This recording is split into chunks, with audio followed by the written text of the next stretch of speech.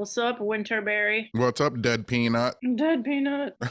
I know how many fucking literally how many I was just thinking how many times have I been cut open by a doctor in the last fucking 4 months? I had to go back to the doctor today for my serious checkup after they found skin cancer on my belly. So, because before they only did a serious scan from the waist up, and he's like, oh, since we found something on you, we have to do a full body check. So I went back today and he did find one weird spot. So he lanced it off, and now we have to wait for a biopsy. And he said he wants me back every 6 months for 5 fucking years. And he said I have to go to the dentist and the eye doctor and get screened for oral and eyeball cancer. And he said I have to check my lymph nodes in the shower all the time. At least you're getting some kind of action. Yeah, that's the first guy to see me naked in fucking 17 years.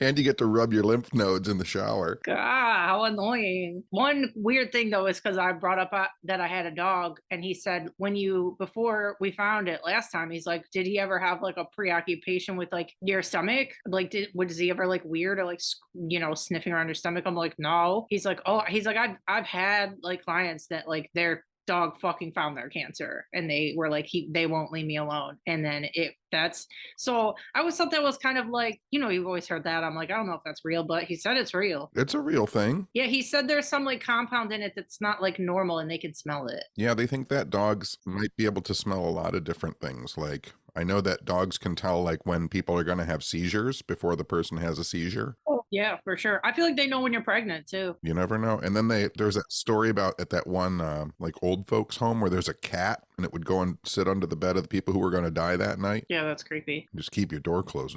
Don't get that cat in the room. I know, seriously. But he was like, yeah, when he asked that, I'm like, no, I don't attribute it to my dog. I attribute it to you because you're the genius that found it last time. I'm like, thank goodness you found it because it was very random and unexpected. But and then also, and plus, I'm so glad he's not creepy. He's like the nicest, like 0 on the creepy scale. He's so like nice. And I'm always such a baby when I'm there. I took a whole Xanax before I went, so I still feel sleepy as fuck because I can't, because when they find something and if they have to cut it off, they have to give you a shot right in it. And then I get the willies and then they have to cut it and I can't. So I need to be sedated a little bit. I always think it's funny when I go to the doctor and they're like, your blood pressure is really high. I'm like, yeah, I'm at the fucking doctor. Yeah, the worst place. That's why since you walked in, I'm like, I fucking hate it here. He goes, what? I go, I'm sorry. I go, you are lovely. I just don't like any of this. I hate this. Yeah, they're like, you have an accelerated heart rate and your blood pressure is really high. I'm like, yeah, because first of all, you made me sit in the lobby for a half an hour. Then you made me sit in this room by myself for an hour. And the whole time I'm working myself up thinking, what's wrong? Plus I'm aggravated because I could be doing something else that's not being at the doctor. I know, in the waiting room, I was in there for like a half an hour, and then I was in the room sitting there in a freaking gown for like another half an hour. Like, you tried to call me and then I was texting you and I'm like, I'm still in this fucking room. It took like an hour. And then the other thing that was like, disappointing was the office that I was in. It was like him who's a dermatologist, and then there's like I think there's a regular doctor there too. So the waiting room was like huge. There was 13 people in the waiting room, including myself. Only 3 people had masks on. I'm like, y'all are gonna get so fucking sick, bro. I think I've mentioned this before, but I still think it's weird that when I had a mole removed back in the fucking 70s, they were like, that mole doesn't look good. It's too big. It's protruding above the skin. Then they like zapped it with some Novocaine, sliced it off with a scalpel, like threw it away. Like, nobody biopsied it. Like, nothing was ever done with it. There was the 70s. It was like, well, we'll just cut it off. You'll be fine. I hope they biopsied it and there was just no result, but they're going to tell me either way. But that's what I always assume too, that the raised ones are scary, but it's actually both the one that was baddie on me was flat, and the one he took today was flat. So, but anyway, my whole fucking point of even talking about this on here is to tell you guys to wear fucking sunscreen. It's not a joke. It can happen to anybody. I'm not a sunny bunny. I'm never in the sun. I was a little bit when I was younger, and I went through a stint where I went tanning from time to time, but it definitely wasn't like some people go like twice a month, once a week, whatever. I don't go that often, and now I'm dealing with this bullshit. So just be safe out there. Even if it's cloudy, if you're going to be outside all day, and don't go in tanning beds. You're asking for trouble. I have never been in a tanning bed or a tanning salon. Listen, the problem is they're so fucking cozy, especially in the dead of winter when you feel like you're going insane insane. And then you get to go in this cozy box that gives you like vitamin B or whatever in your brain, and then you feel better. And now I can't go. I need to go in just like a hot box that's not a tanning. I need to go to sauna. I need a replacement. So no more of those. I know I was going to ask because your sister's had some issues too. So I was going to ask her if she's found a good bronzer because both of us are not allowed to be in the sun anymore. No. What's that thing where people go and they get suntans like in between their legs? What? It's that thing where people like go out in the desert and it's supposed to be really healthy and you're supposed to like just like take off your pants and your underpants and spread your butt cheeks and your crotch and just get sun on your crotch. Yeah, I think people do that, which sounds like the worst idea. What I'm talking about right now, but I could get a spray tan. I will have to get like spray tans if I ever feel like it. Just no more rays. You know, they have like special men's underwear that has like red LED lights in it that's supposed to increase semen count, and you like walk around all day with like red lights on your crotch. That seems like very extra. Yeah. Most guys have like way too high of that shit anyway, don't they? Like, I don't know. People be getting pregnant at the drop of a hat. Like they need a different color light on their crotch. Need one to slow everything down. Should be having no light on your crotch. No lights on your crotch. That's our title. Crotch lights. Christmas crotch lights. Anyway, so very exciting. We did our first What's Up Weirdo group trip. Oh yeah. Yeah, it was pretty much this weekend. It was a ticketed trip, but it was offered first to our Patreons, and then we were gonna offer it to the public, but it sold out in Patreon in 3 minutes. So we'll definitely have to plan some more. But we took a group of 20 people to a private investigation at Bobby Mackey's. We stayed at a haunted hotel, and we went to the Cincinnati Zoo and had VIP close-up crazy time with the hippos, and everybody's minds were blown out of their heads. And then we went to Olive Garden, and again, their minds were blown out of their heads because Olive Garden is amazing. And then another night at the bar. Yeah, we hung out at the bar after you left. Yeah, I know. I couldn't bring Toady because there's a confirmed dog virus weird thing in Cincinnati area. So I didn't want him because we were staying at a hotel that was in a very busy area. So the only place that he could have went to the bathroom is a dog park, and they're not supposed to be in dog parks right now. So anyway, I had to leave him home, which broke my heart. So I had to peace out and come home a little early because he had a babysitter. And then you stayed behind for that last night and then came home. Let me just tell you, the drive from Michigan to Kentucky used to be brutal. And now that it's 70 miles an hour, it is not. No, it's fine. My ride home was so fast. Yeah, that was wild. I know. I feel like the earliest time in my life I ever went to Kentucky, I went for a music festival. I swear it took like 6 or 7 hours. Oh, it did. It was because that I-75 stretch was 50 miles an hour, and there's always fucking traffic. And so by the time you did 50 miles an hour all the way to Kentucky and sat in Cincinnati traffic, by the time you got to Kentucky, it was 6.5 hours. Now it's just 4. Boom, you're done. Yeah, it was super fast. Yeah, we went straight from here to Bobby Mackey's, which is one of the most haunted places in the country, allegedly. And they're supposed to be knocking it down soon. So I really wanted to see it, how it was. And they have a quote unquote portal to hell in the basement, which... You saw the portal to hell. When you saw the most allegedly haunted demonic portal to hell in the paranormal, your reaction was, is this it? I know it's on the Patreon video I was filming. I'm like, is this it? I'm like, this is it. You're like, this isn't even a hole. Literally, it's not a hole. It's a dirt floor with and you would think, I was picturing whoa, like a well, like a sketchy hole that went on forever and you couldn't see the bottom of it. No, it is like a fucking 6-inch deep pothole. It is a Michigan pothole. There's a Michigan pothole in a basement. Granted, the basement of that place was pretty scary, and they had an altar down there set up for the ghosties, and the whole property was really cool, but the portal was the pothole to hell. I have scared in my house. Yeah, what? My crawl space is worse than the portal to hell. I know, but the upstairs was sick. I thought it was going to be really small, and it was huge, and me and you kind of split up groups, and you had half the group in the basement doing experiments and Estes method and stuff, and then I had half the group upstairs, and we did a bunch of ghosty experiments with tech and just asking questions and hanging out. It was very fun. Everybody had a lovely time. I know, we had the nicest group. Everybody was so nice and so appreciative. And And yeah, so I don't know. I just wanted it to be cozy and like all inclusive because I feel like there's like, some events that people go to and it's just kind of like they don't get to hang out with people. They don't get anything included. So, Like I said, it was a fun time. And there was so much hanging that, that's my whole jam. yeah. Oh, also, I forgot when we first got to Bobby Mackey's, like they have cute merch there. I bought a shirt that says I partied with the ghosts at Bobby Mackey's. So I'm like leaning on the display counter right when we got there, and something like grabbed my hip, like right when we got there, when the lights were still all on. It felt like okay, if when a guy is like, well, I don't know how many guys put their arms around you, but I'm speaking to the audience right now. Anyway, so like if a guy is standing on your right and he like puts his arm like all around like the left side of your body and like cups your hip, like that's what it felt like. I was like, what the fuck would just grab my hip? Gross. Do you think guys aren't grabbing my hips? Okay, they probably are, but I've had many men sidle up on me. yes, you know what it's like. But between the ghost grabbing my hip and the having to go to the doctor, it's just really exciting. Yeah. So that's all the action I got. And then we went back, and the hotel we were staying at was like this huge Art Deco hotel, and the bar was rocking and rolling, and there was hanging there.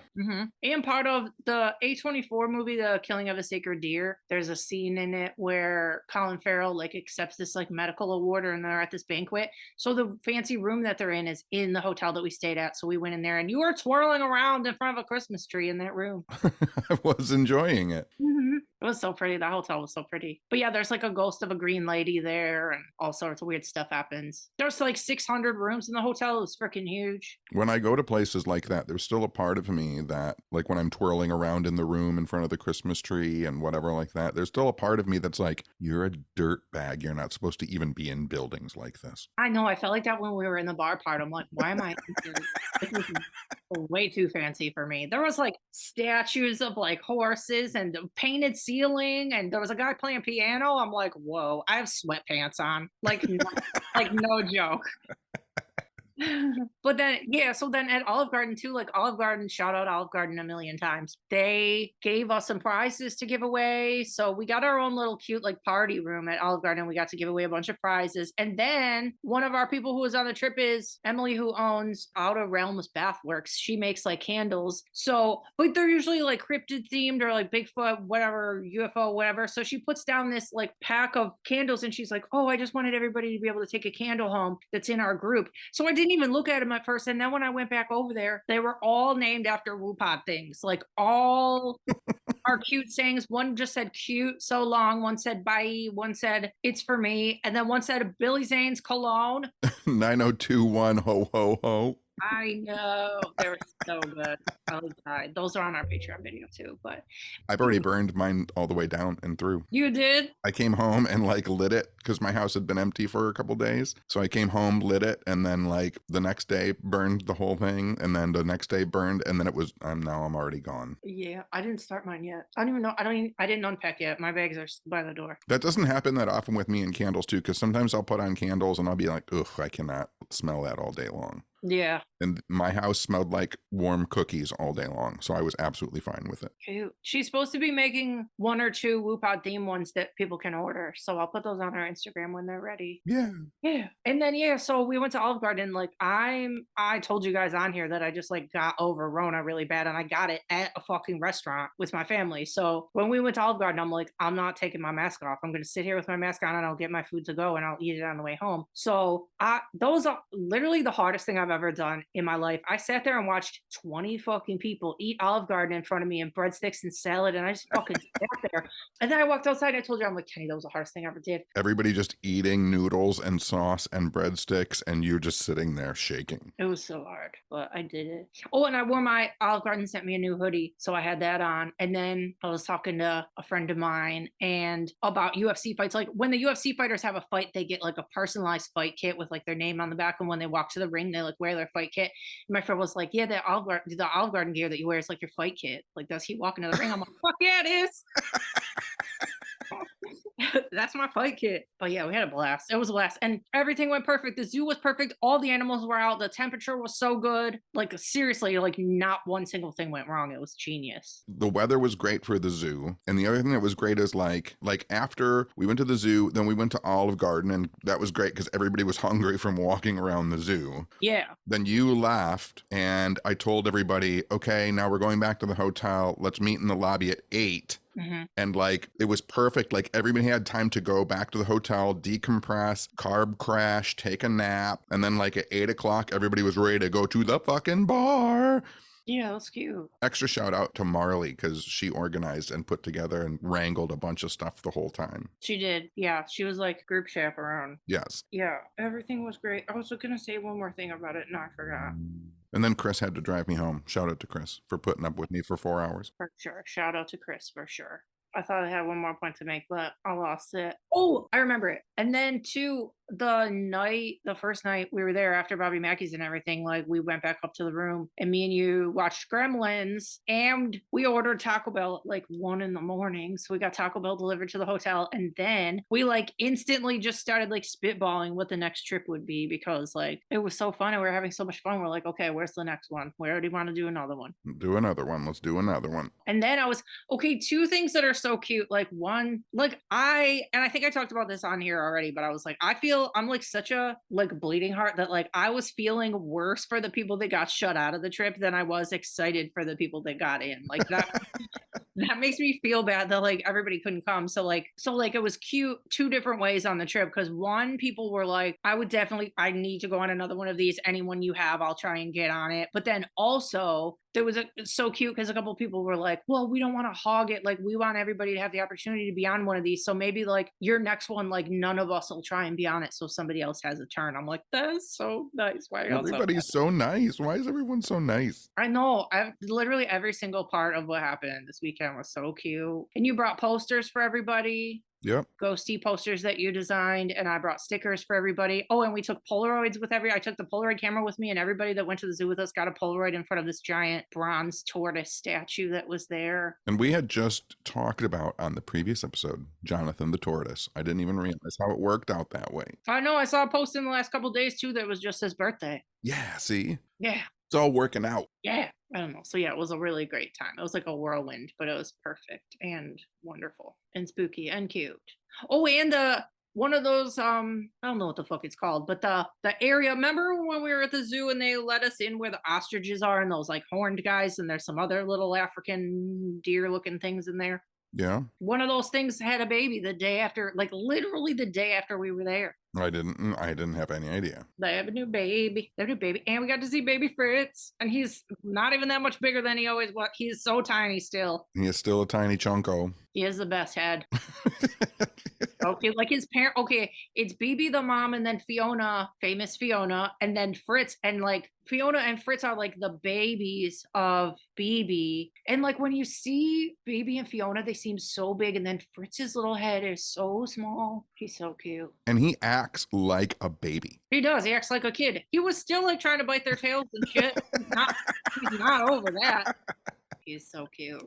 Yeah, we had a blast. Everything was perfect. So we'll plan another one when we can. I'm not going anywhere crowded until spring because there's a zombie infection out there. I got a couple ideas. Yeah? Yeah. I do too. All right. We shall discuss. Another random exciting thing that happened this week was I'm trying to, how I've been making stacks in my house of shit I want to sell for 2 years and I just never gotten around to it.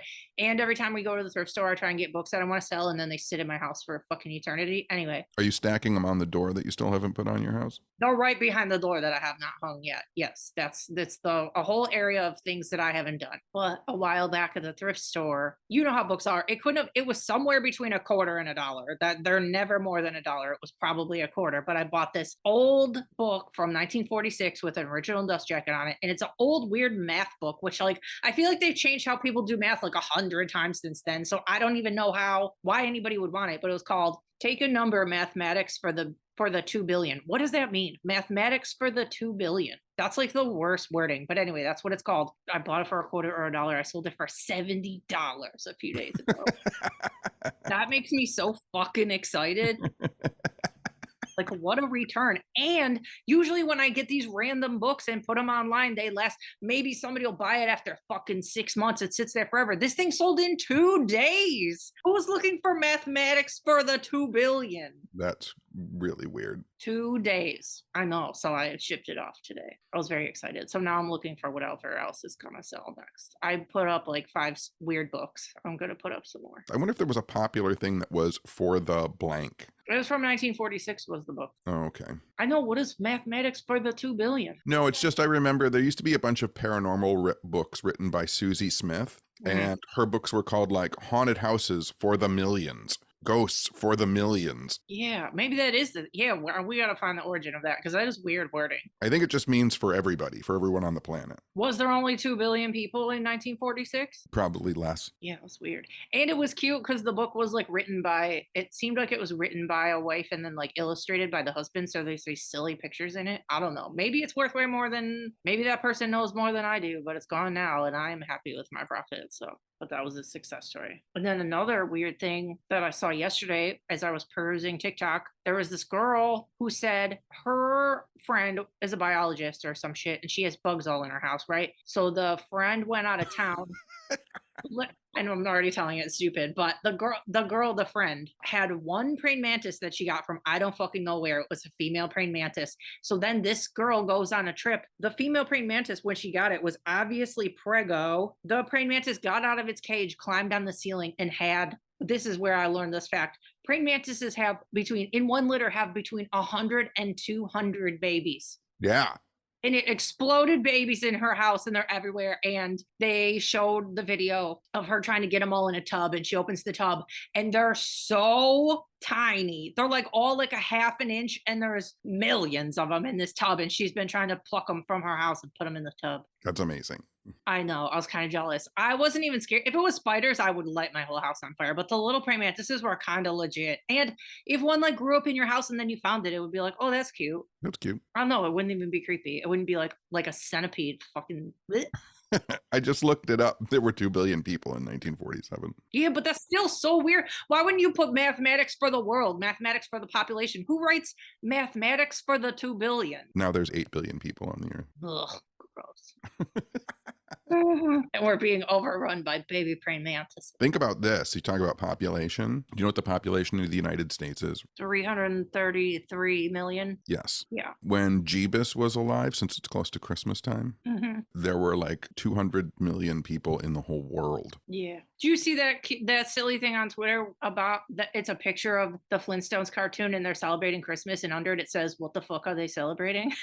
Don't you know the conspiracy about that? No. You know the Jetsons. Yeah. When does the Jetsons take place? In the future. Yeah. Right. When did the Flintstones take place? Forever ago. The Flintstones takes place after the Jetsons. Nuh-uh. Civilization collapses and then it reverts back to caveman times. That's how the cavemen know about cars and radios and record players and washing machines. Oh, so then they would know about Christmas. See? I never knew that. The Flintstones is a dystopic future. I literally never knew that. It's just a conspiracy. It's not a real thing. Why are you fucking with my brain right now? That is believable, but because how they have such cute clothes and jewelry and cars, but but they also have like talking birds that play records. Oh yeah, true. They do put that bird's beak down and play records. And they have the elephant trunk that comes into their kitchen to wash their dishes. Don't they have a phone too? I don't remember what it is, but I know all the joke is on Flintstones, whenever an animal does a job like record player or washing machine, they like quick cut to the animal and it goes, "It's a living." That's like me doing some dumb shit and then I'm filming it all for Patreon, and then I pan to you and you're like, "This is what we do." This is what we do. I'm just here shoving a breadstick in my mouth on camera. It's a living. That's cute. Other weird animal shit. There's a space museum in Australia that has a live rescue cat in the museum, and people take pictures with him, and his name is Buzz, and he has a Facebook page. I don't know how you say this, but the Facebook page is Buzz at the Carnarvon Space Museum cat. Yeah, you can follow the cat at the Space Museum, but I thought you'd be really excited about that. I like outer space cats. I know, a space cat museum, that's so cute. And then another thing that I saved to tell you was you saw that there was a cat at a space museum and you were like, I have to write that down and remember it and tell John there's a I cat that is do, basically. especially that. That's so many of your interests in one story.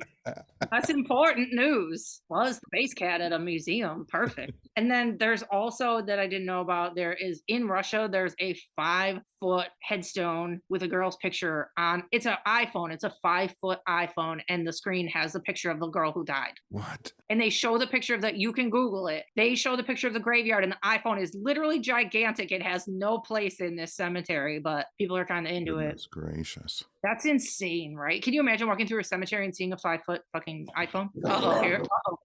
Uh-oh. Uh-oh. Well, that's when we saw, like, when we saw those giant SpongeBobs at the cemetery. Yeah, they're starting to do headstones that have like a tablet embedded in them, and it's like a digital slideshow of the person. I've seen ones with like QR codes, and then you pull it up and it's like their whole backstory. I think that's really cute. I like that a lot. There's been a lot going on outside lately. The deer has been here almost every day eating the apples off my front yard. I'm so glad I didn't pick up more of the apples because it's eaten almost all of them.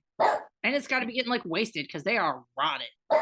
But good for the deer. Do you know what the wind phone is? No. The wind phone is in Japan, and they have in a cemetery like a glass enclosed telephone. Mm-hmm. And you can go in there and use it as a way to have a one-way conversation with someone in the cemetery. Like you can go in there and like talk, and it's just for you. Like no one talks back, obviously. Yeah. Or maybe they have those in more than one place, because I feel like I've heard about one of those too, like outside of a national park or something, and you can like pick it up and just talk to nobody, but you're like, yeah. And there's like a notebook in there too, so you can like write messages to the next people who might come in and use it. that part's cute. Should be more stuff like that. You go in there to use it and have like a nice moment, like thinking about a friend or a family member, and in the book it says like, Van Halen sucks dick, you asshole.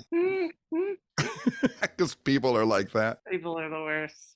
They're not great. No, there's still some nice stories though. I feel like I saw a cute video on Twitter right before here where this guy rescued an alligator that was outside of his house and put it in a garbage can, and then he dumped him over by the water. And he did it so seamlessly. He's like, oh, let me just usher this alligator into my garbage can, and then he rolled it across the street and put it in the water. I was like, dang, it looks like he does this every day. Did he put the alligator there to be rescued so he could put the video on the internet and make himself look great? I hope not. I want to see more videos. I like watching. I know humans are animals and I get it, but like we talked about before, I distrust people who are making these videos showing them doing good things for animals, because I know that people are crappy. I need more videos of like non-human animals helping other non-human animals. I need more capybaras riding around on people's backs in the water. I need more like duck giving a fish to someone on the shore, that type of stuff. I saw one of those today too on Facebook. It actually infuriated me, and it infuriated everybody in the comments, but somebody had this giant pool in their backyard, and there was a big dog and a little dog in the backyard, and the little dog fell in the pool, and it was in there for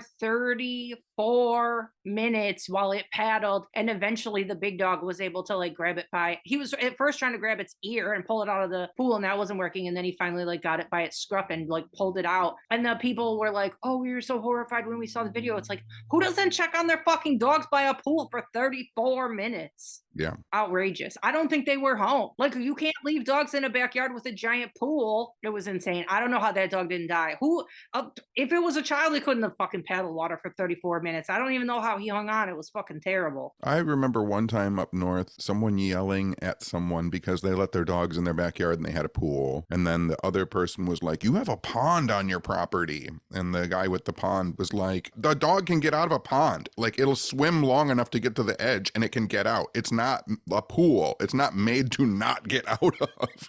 Yeah, this was a giant in-ground pool, and the walls were like hard. It was nearly impossible. And they were saying in the video too, like when they were narrating, that the big dog is like really afraid of water and doesn't even like getting water splashed on it. So like when he would get near the little dog and try and rescue him, he would get water on him because it was paddling, and that's what kept him from like, he's like, ew, I don't want this water on me, but I have to help my fucking friend. See, animals helping animals. That's what I want. I know. I told you a story the other day too of this dog. This pissed me off while we're just talking about people being stupid to dogs. But I listened to a true crime story the other day, and the beginning of the story started, the narrator, it was Mr. Ballin, I think, and he said that these people gave away their dog. They had it for a long time. I forget the reason. I don't even know if he said a reason, but he was like, oh, they gave their dog away. So then very shortly after they gave their dog away, the lady in the story, the mom, whoever, their house got broken into, and she got murdered because, oh, guess what? When somebody breaks into your fucking house, there's no dog to bark now. She had no warning. She didn't know anybody who was in the house, and then she got murdered. So I was like, maybe if you didn't give your dog away. Maybe that wouldn't have happened. Choices. Your choices, people. Hashtag choices. That's fucked up. You don't give your dog away. You don't give up on your dog. It's fucked up. That's what happens. That's what happens. Anyway. Oh, we have we're going to try and keep this episode short because we have our YouTube live show literally. Once this goes up, it'll be like right away. If I get it up before the show airs. I know. I was thinking that too. This might come out after the show airs. Well, whatever order you hear this in, people out there, the YouTube live show is going to have some very special guests that you will recognize from other paranormal things and other non-paranormal things. And it'll be on our YouTube page. It won't expire or anything. It's going to stay up there. And then we're going to do a Patreon only after show. And you will have access to that too. That'll stay up if you join our Patreon. We actually got 4 new Patreons today. Woo! Woo! Welcome new Pates. Welcome new Pates. Pretty soon for 2024, we're going to start doing, we used to do Plantreons. Oh yeah. We're going to come up with a new one. We already did. We did? We said, it was on a road trip that we made it up because we said, when you drive by fireworks signs and they say the stupidest shit ever, we said we were going to give Patreons fake firework names. Oh, we are going to give Patreons fake firework names. Yeah. It's going to be like Super Blaster Black Cat. Yeah. That's coming in 2024. Yep. And we're going to start from scratch. Everybody in the top tier will get them. Yeah, everybody. The first 2 tiers? I think we do the first 2 tiers. It might be 3 tiers. It might be 3 tiers. So we're going to be doing it forever. So you'll just be hearing us give fake firework names. And we might switch it after a while. Who knows what we're going to do, but we'll give you a nickname. It's going to be real stupid. All right. Well, if this comes out before Friday, you can watch us live Friday night at 6 o'clock. And if this comes out or you're listening after that Friday, the 22nd of December, you can go back to our YouTube page and watch it. Watch that nonsense, the disaster that happens for 3 hours. Were you not there when I just said all that? I just wanted to restate it in my voice. Oh my God. Okay. I think that's it. That's all I got. Yeah, you didn't even want to record because you want to save all of our talking for Friday, but I thought we should make a mini episode. Yep. And we will see on Friday that I am right. Well, it'll be fine. We get very chatty when we're drinking. We're going to drink. We're going to have guests. It'll be fun. Toad will probably be barking. We'll see. We'll pull Christmas lights on in the background. Oh, jeez. It'll be cute. All right, fine. I'm all done with you. I know I'm done too. I got to watch a movie or something. Okay. Okay, bye. Okay, bye. Oh my God, bye. Bye. Okay, bye. The portal. Bye. The portal.